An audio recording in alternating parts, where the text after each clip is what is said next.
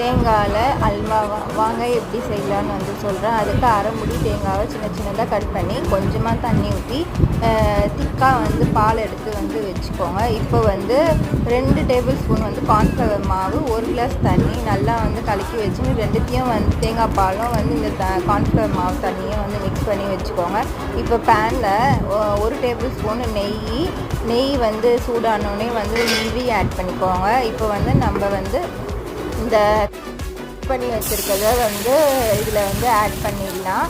நல்லா வந்து ஸ்லோ ஃப்ளேம்லேயே வந்து நல்லா கலரினே இருங்க. உங்களுக்கு வந்து திக்காக இருக்கும். இதுக்கு வந்து நான் வந்து 1 கப் அளவு சர்க்கரை வந்து ஆட் பண்ணியிருக்கேன். நல்லா கலரினே இருந்து 1 டீஸ்பூன் நெய் வந்து ஆட் பண்ணிக்கோங்க. உங்களுக்கு வந்து கலர் சேஞ்ச் ஆகும்.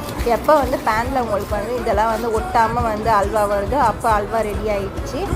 அவ்வளோதாங்க, சூப்பரான கோகோனட் அல்வா ரெடி. சப்ஸ்கிரைப் பண்ணுங்கள், லைக் பண்ணுங்கள், ஷேர் பண்ணுங்கள். Okay, tata, bye bye.